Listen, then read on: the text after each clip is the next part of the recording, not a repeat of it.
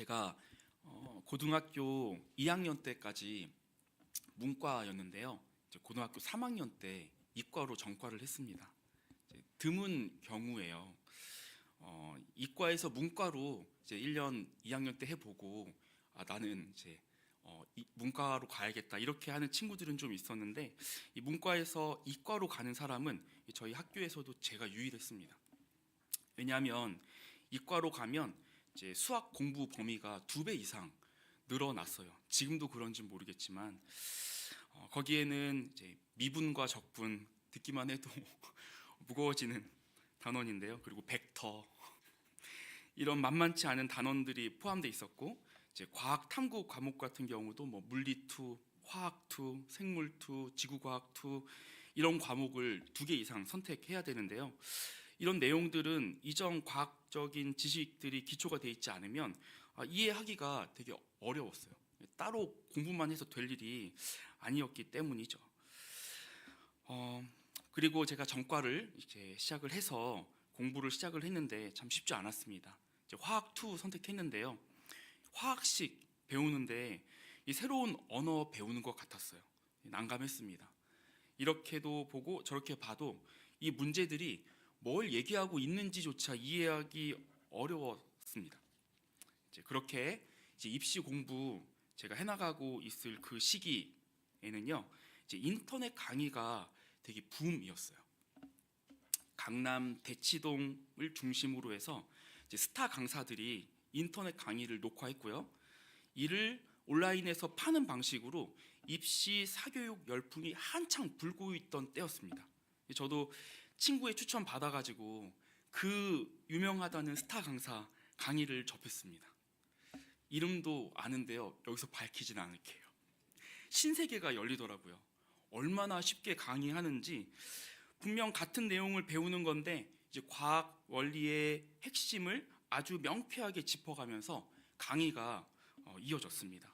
무엇이 중요한지 또 무엇이 덜 중요한지 훤히 볼 수 있게끔 해주더라고요. 이 무엇을 배우느냐는 말할 것도 없이 중요할지라도 어떻게 배우느냐가 중요하다는 것을 제가 알게 된 시간이었고, 그런 예라고 하겠습니다. 우리도 이제 천국의 백성으로서 또 성도로서 하나님의 자녀로 무엇을 살아내야 하는지 귀에 박히도록 듣습니다. 또 읽습니다. 묵상도 하고 예배에서도 듣고요. 신방 받아도 상담 받아도 듣고요. 성도와의 교제 속에서 멘토 역할 해주는 우리의 권위자 통해서 또 듣고요. 그런데 우리가 듣고 읽고 배우는 무엇? 그 하나님 말씀, 율법, 훈계, 교훈이라고 하는 것이 우리에게 콕 박히지 않고 그냥 스쳐 지나가는 때가 너무 많습니다. 이런 우리 성도의 연약한 체질 하나님이 고려하셨습니다. 그래서 주어진 책 중에 하나가 잠언인데요. 잠언은 새로운 이야기하는 책이 아닙니다. 하나님 율법, 계명, 말씀, 법도 그 캐캐 묵은 것으로 여겨지는 이야기를 다시 하는 거예요. 이 성도가 어떻게 하나님 말씀을 다양한 측면에서 풍성하게 이해하고 또 기억하며 삶에서 적극적으로 구현하며 살 수 있을지, 그렇게 고심하면서 기록된 하나님 말씀 특강, 이렇게 좀 생각하시면 이해가 쉽겠습니다. 그래서 이 잠언을 대할 때는 무엇을 말하고 있는지 아는 것은 당연히 중요하고요. 그보다 어떻게 말하고 있는지에 강조점을 두고 살피는 게 굉장히 유익합니다. 그것이 잠언을 잠언답게 대하는 것이고요. 익숙한 것을 낯설게, 그러나 익숙했던 그것을 가르쳐서 새로운 생기를 갖고 말씀을 살아내도록 우리가 잠언을 통해 유익을 얻어내게 되는 것입니다. 오늘 살펴볼 본문도 그동안 다른 모든 성경에서 말하는 진리를 다시 말해주고 있습니다. 그 진리를 우리에게 어떻게 말하고 있는지 살펴볼 필요가 있겠습니다. 그래서 성령께서 사랑하는 우리 성도라고 불리는 자들에게 어떤 자극 주고 싶어 하시는지 알아가 보고자 합니다. 1절에서 4절 우리 한번 다시 한 목소리로 읽어보도록 하겠습니다. 시작. 내 아들아, 내 말을 지키며 내 계명을 간직하라. 내 계명을 지켜 살며 내 법을 내 눈동자처럼 지키라. 이것을 내 손가락에 매며 이것을 내 마음판에 새기라. 지혜에게 너는 내 누이라 하며 명철에게 너는 내 친족이라 하라. 아멘. 하나님의 말씀을 소중히 여기고 지켜라, 이 말씀하고 있는 건데요, 얼마나 다양하게 표현했는지 한번 보시기 바랍니다. 이 손가락에 매라고 합니다. 이 손은 신체 부위 중에 가장 많이 사용하는 부분입니다. 이제 그 손에 매서 이렇게 행할 때마다 보이도록, 내가 하는 행위가 하나님의 말씀을, 그 계명을 따르고 있는 행위인지 즉시로 그때그때 바로 확인하라는 것이죠. 그리고 그 말씀을 종이에 적어서 다니라고 이렇게 하는 것도 아닙니다. 어디든지 가지고 갈 수 있도록, 젖어서 상하지도 않고 불에 타서 없어지지도 않고 잠자리에 누워 있을 때도 간직하며 무엇을 보고 누구를 만나도 참고하지 않을 수 없이 늘 가지고 다니게 될 이 마음판에 새겨 넣으라고 권면하는 것입니다. 하나님의 말씀을 귀중히 여기고 그 말씀을 참고하며 하나님을 의식하며 살아야 하는 정도가 어느 정도여야 한다고 말씀하는지 다가오고 계십니까? 이어서 이 잠언에서는 하나님을 경외하며 그 말씀을 따라 살아가는 것을 이제 지혜라고 하는데요, 그 지혜를 어떻게 여기라고 하는지 보기 원합니다. 내 누이라고 부르라고 하는데요, 고대 근동 사회에서는 사랑하는 배우자를 친근히 부를 때 누이라고 부르곤 했다고 합니다. 그러니까 사랑하는 연인, 배우자를 대하듯이 하나님 말씀을 대하라는 거예요. 그건 어떻게 대하라는 말일까요? 배우자를 사랑은 하는데, 사랑한다고 해봅시다. 근데 여러 사람 중에 사랑하시겠습니까? 이제 그렇게 사랑이 유지가 될까요? 아내가, 남편이, 연인이 나를 사랑한다고 하는데 다른 사람도 사랑하고 있다고, 너도 그 남자들 혹은 그 여자들 중 하나라고 말한다면 여러분 어떻게 하시겠습니까? 그 남녀의 그 독특한 또 서로를 향한 특별한 사랑이 구현되고 있다고 할 수 있을까요? 전혀요. 그렇지 않습니다. 그렇게 되면 이제 거기서부터는 이제 그 관계에선 지옥이 이제 임하게 되는 것입니다. 하나님께서 창조 때부터 남녀 사이에 의도하신 이 사랑의 관계의 특징은 배타성입니다. 다른 존재들과는 비교 불가한 유일한 호감을 상대에게 표현해야 하는 것입니다. 성경은 지금 이제 그렇게 권면하고 있는 것입니다. 성도인 우리가 하나님의 말씀을 대하는 애정은 다른 것들을 향한 애정과는 질적으로 완전히 달라야 한다라고 얘기하고 있는 거예요. 그리고 또 무엇처럼 지키라고 권합니까? 눈동자처럼 지키라라고 합니다. 새번역 성경에서 이 의미를 보다 분명하게 번역해 놓았는데요, 내 명령을 지켜서 잘 살고 내 교훈을 너의 눈동자를 보호하듯 지켜라. 교훈, 그러니까 하나님의 말씀 계명을 눈동자 보호하듯이 보호해야 한다라고 권합니다. 우리 눈동자는 우리 신체 부위 중에 가장 부드러운 기관 중 하나예요. 다른 데는 좀 쓸려도 내구성이 있어가지고 묻어나게 넘어갈 수 있습니다. 발 뒤꿈치 같은 경우에는 자극을 거의 못 느끼는 정도이고요. 무술인들 중에서는 사람 손끝을 단련시켜서 고통을 많이 느끼지 않고 돌이나 강철을 격파하기도 합니다. 그런데 눈동자는 다릅니다. 모르고 옷깃에 살짝만 스쳐도 얼마나 쓰라린지 몰라요. 한참 동안 눈물을 흘리면서 눈 감고 있어야 됩니다. 그렇다고 굳은 살이 생기라고 단련시킬 수도 없는 곳이에요. 각막은 살도 아닐 뿐더러 이 굳은 살처럼 덧대인 살이 생기면 사물의 시각적인 자극을 받아들여야 하는 고유의 기능 다 잃게 되는 거죠. 그래서 눈을 보호할 수 있도록 몇 가지 장치들이 있습니다. 눈썹이 땀 같은 액체 눈으로 들어가지 않도록 막아주고요, 거기서도 걸러지지 않을까봐 속눈썹 다시 막아주고요, 그마저도 안 되면 눈꺼풀 있어가지고 눈 입구 닫아줍니다. 그것도 갑자기 이물질 들어올 것 같으면 생물에서 배웠는데 무조건 반사라고 우리 뇌에서 거치지 않고 바로 운동신경이 명령을 내려가지고 눈이 저절로 닫힙니다. 그리고 혹 이물질 들어오면 그거 내보내기 위해서 눈물샘에서 눈물이 막 나오지요. 하나님이 정말 기가 막히게 잘 지어주셨습니다. 눈동자 하나 지키기 위해서 몇 가지의 장치가 있는지 모릅니다. 놀라운 과학의 법칙과 생리 반응이 눈동자 보호해내고 있는 것인데요. 지금 하나님께서는 이토록 철저하게 눈동자를 보호하듯이 하나님의 말씀을 우리 속에 간직하고 보호해야 한다라고 말씀하고 계시는 것이에요. 하나님의 말씀이 우리를 보호하기도 하지만 우리가 그 말씀을 소중히 보호하며 간직해야 한다라고 말씀하고 있는 것이에요. 그렇지 않으면 하나님의 말씀이 지닌 그 보드라운 결을 우리 정욕이 왜곡해서 받아들이기 쉽기 때문입니다. 이 하나님 말씀 자체가 자꾸 변질되는 내구성이 없다는 뜻은 아닙니다.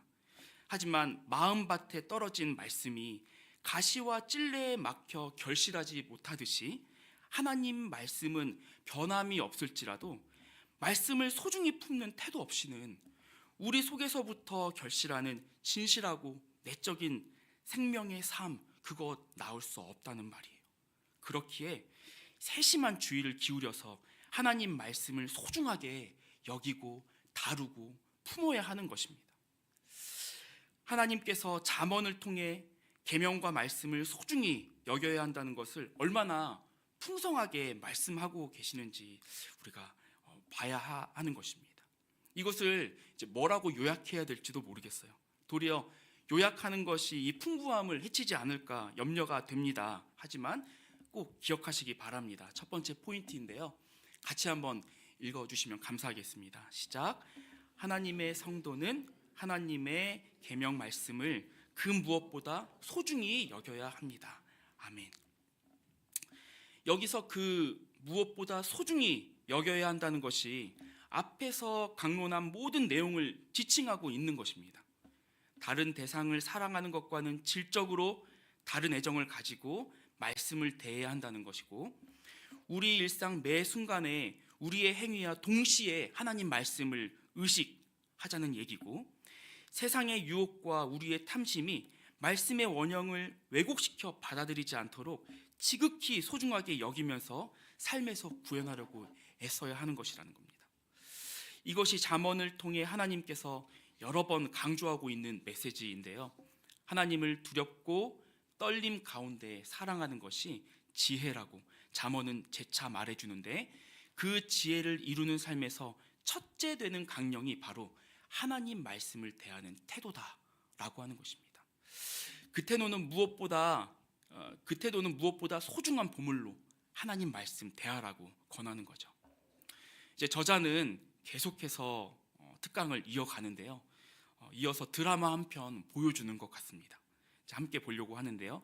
5절에서 9절 같이 한번 보고 읽어보도록 하겠습니다. 시작. 그리하면 이것이 너를 지켜서 음녀에게 말로 홀이는 이방 여인에게 빠지지 않게 하리라. 내가 내 집 들창으로 살창으로 내다보다가 어리석은 자 중에 젊은이 한가운데 한 지혜 없는 자를 보았노라. 그가 거리를 지나 음녀의 골목 모퉁이로 가까이 하여 그의 집 쪽으로 가는데 저물 때 황혼 때 깊은 밤 흑암 중에라. 아멘. 말씀 특강 이어가는 저자가 한 사람 보았다고 얘기를 해요. 어리석은 자 중에 젊은이 가운데 한 지혜 없는 자이죠. 공동 번역은 이 부분을 좀 더 실감나게 번역했는데요.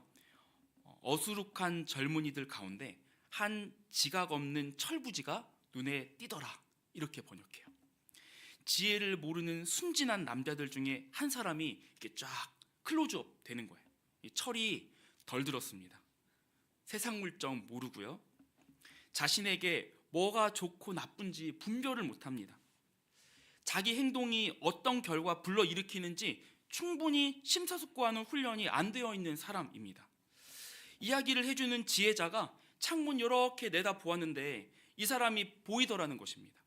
이 사람이 어딘가로 가고 있는데 사람들이 분주히 움직이는 거리를 지나서 인적이 드문 골목으로 들어갑니다. 한 집 앞에 가는데요. 더 읽어보면 알겠지만 거기는 이방 여인의 집이에요.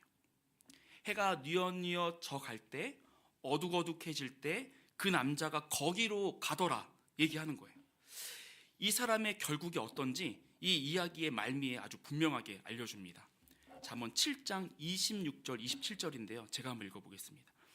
대저 그가 많은 사람을 상하여 엎드러지게 하였나니 그에게 죽은 자가 허다하니라. 그의 집은 수올의 길이라. 사망의 방으로 내려가느니라. 아멘. 수올의 길이라고 해요. 이 수올은 히브리어고요. 헬라어로 하면 게헨나인데요. 우리말로 이제 음부라고도 번역을 많이 했습니다.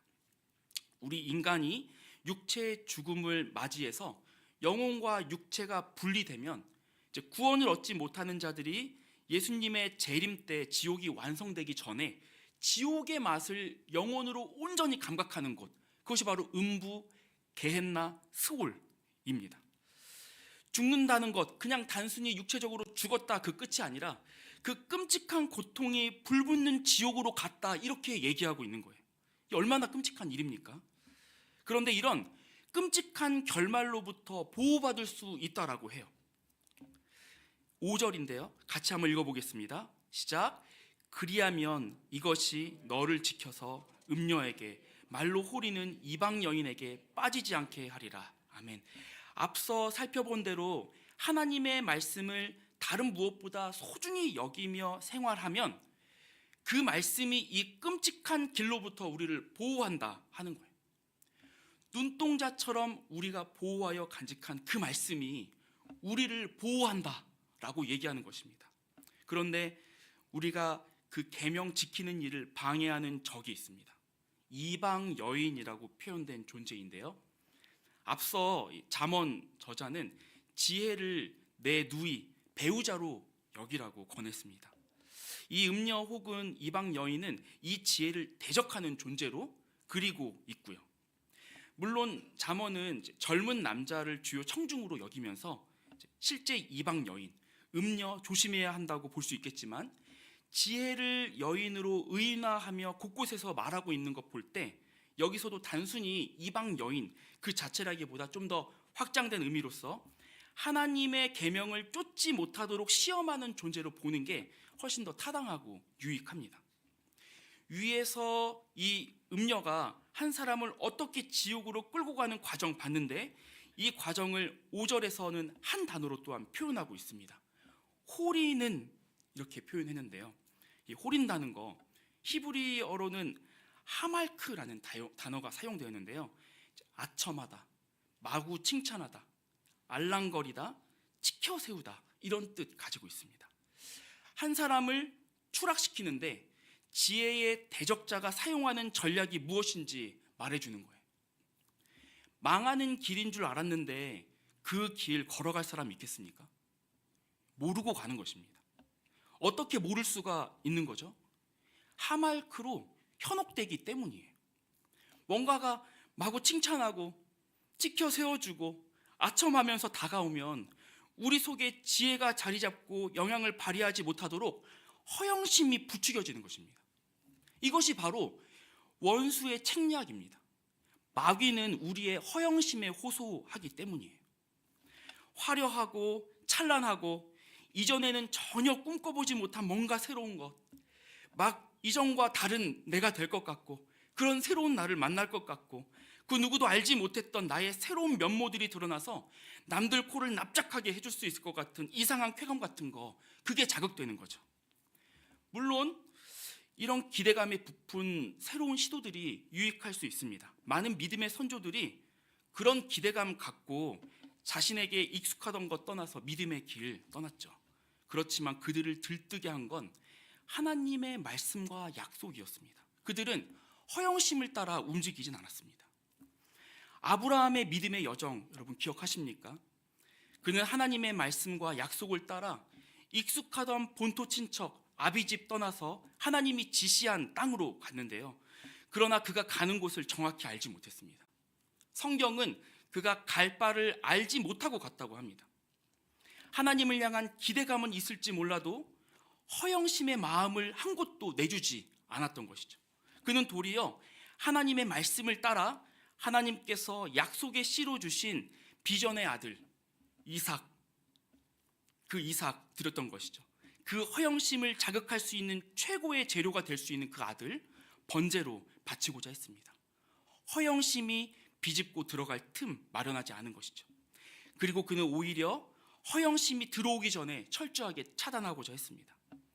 자신의 조카 롯이 그돌라오멜과 그 일행에게 납치돼서 구하러 갔을 때 그들을 다 처부수고 돌아오는 아브라함에게 소돔 왕은 전쟁의 모든 전리품들 아브라함에게 가지라고 했는데 아브라함이 이렇게 말합니다. 창세기에 이렇게 기록되어 있는데요. 제가 한번 읽어보겠습니다. 아브라함이 소돔 왕에게 이르되 천지의 주제이시오 지극히 높으신 하나님 여호와께 내가 손을 들어 맹세하노니 내 말이 내가 아브라함으로 치부하게 하였다 할까 하여 내게 속한 것은 실 한 오락이 들매끈 한 가닥도 내가 가지지 아니하리라. 아멘. 소돔 왕 당신이 나를 부자가 되게 만들었다는 평가와 소문 어디서도 듣고 싶지 않습니다. 높아져야 할 분은 여호와뿐입니다 라고 고백하는 거예요. 아브라함 안에 하나님의 말씀과 약속이 있었기 때문에 그 말씀과 약속이 아브라함을 허영으로부터 지켜낸 것입니다.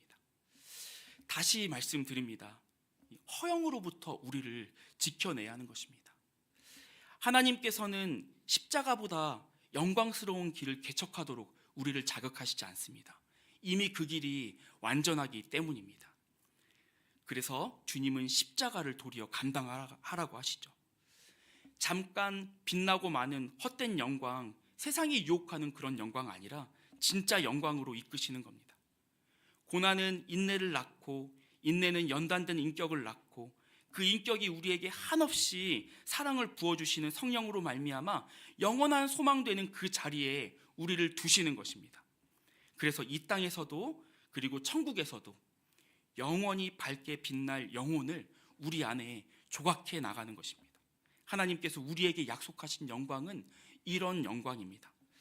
다른 영광에 자꾸 기웃거리게 되는 우리 정욕과 탐심이 십자가에 못 박혀야 하는 이유인 것이죠.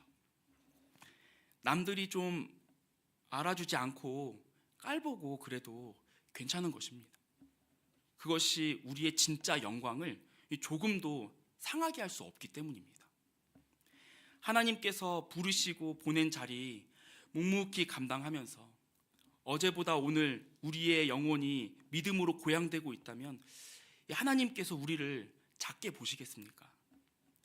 하루하루 똑같이 돌아가는 일상, 또 밥하고 빨래하고 애 보고 돈 벌고 이뿐이겠습니까? 때때로 도망치고 싶은 일상과 현실, 그거 맡은 자리에서 눈물의 기도로 씨름하며 나아가는 성도를 하나님께서 가볍게 대하시겠습니까? 남편도 아내도 부모도 자녀도 친구도 동료도 우리가 버텨내는 헌신을 싸그리 무시하고 아무런 변화 없을 때, 우리가 지고 있던 십자가 딱 버리고 뛰쳐나가고 싶을 때 다시 참고 앉아서 그 얼굴 하나씩 뜯어보며 사랑할 구석 생각하고 또 찾아보면서 끌어안아주는 이 성도의 치열한 믿음, 여러분 하나님 보시기에 안 이쁘겠습니까? 그리스도의 형상이 우리 속에 영원을 준비하며 이루어지는 것, 이 성경이 말하는 영광은 그런 것입니다. 마귀는 우리의 허영에 호소하지만 진리는 우리 인내에 호소하며 진짜 영광을 빚어가는 것입니다. 이런 일이 누구에게 이루어진다고 합니까?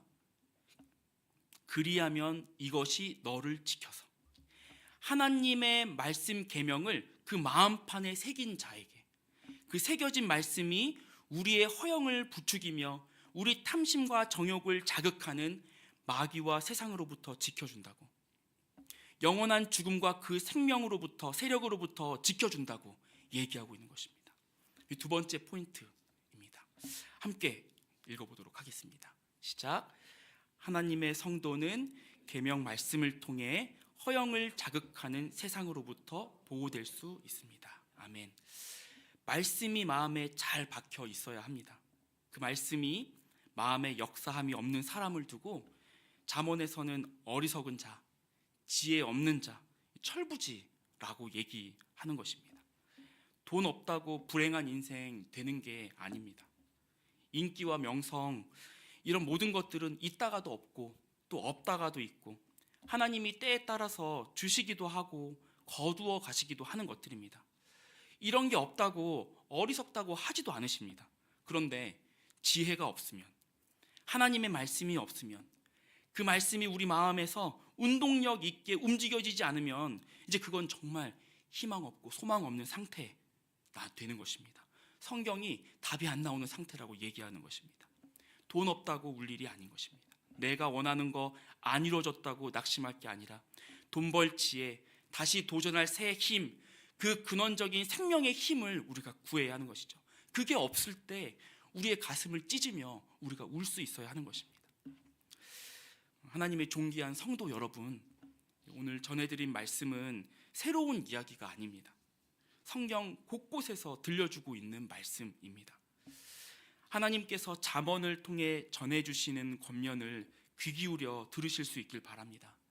그 어떤 것보다도 지혜를 구하시기 바랍니다. 그 지혜가 여러분으로 하여금 영원히 중요하고도 생명에 치명적으로 중요한 것들을 얻게 합니다. 그 시작은 하나님의 말씀입니다. 그 말씀을 대하는 우리의 태도입니다. 그리스도께서는 제자들에게 진주를 돼지에게 주지 말고 거룩한 것 개에게 주지 말라고 말씀하셨습니다. 진리의 위력과 가치를 모르는 자, 알려고도 하지 않는 자는 하나님의 임재와 영광을 알 수가 없는 것입니다. 말씀을 가까이 하십시오. 하나님께서 여러분과 가까이 하실 것입니다. 여러분이 얻는 크고 작은 수입보다 말씀 받는 것을 귀하게 여기시기 바랍니다. 여러분이 만나는 어떤 대단하고 품이 넘치는 사람보다 하나님 말씀을 받는 자리로 진중하게 나오실 수 있길 바랍니다. 하나님의 말씀을 대하는 시간도 귀중하게 여기시기 바랍니다. 애타는 마음으로 기다리고 그리고 그 말씀을 심각하게 갈구하십시오. 성도에게는 말씀의 기갈 말고 진정으로 위압적인 기갈이 없다는 거 여러분 반드시 기억하시기 바랍니다. 더불어 말씀이 그 가슴에 살아있는 성도는 이기지 못할 시험이 없습니다. 그 말씀을 향해 특별한 애정을 가지고 그 말씀으로 허영심을 물리치십시오. 그래도 탐심과 정욕, 우리 영혼을 헤집어서 정신 못 차리게 하면요, 기도로 그 말씀에 불을 붙일 수 있길 바랍니다. 그때가 살아계신 성령의 역사로 우리 삶에 나타나 하나님의 생명이 우리의 것 되는 시간임을 여러분 기억하시길 바랍니다. 주께서 우리를 긍휼하게 여기심으로 은혜를 베푸실 줄 믿습니다. 나아가 여러분 주위에 스올로 걸어가던 자들이 여러분에게 붙들려서 지혜로운 길로, 생명의 길로, 우리 귀하신 구주 예수 그리스도 아는 그 길로 인도함 받는 구원의 통로 되시길 주의 이름으로 축복합니다.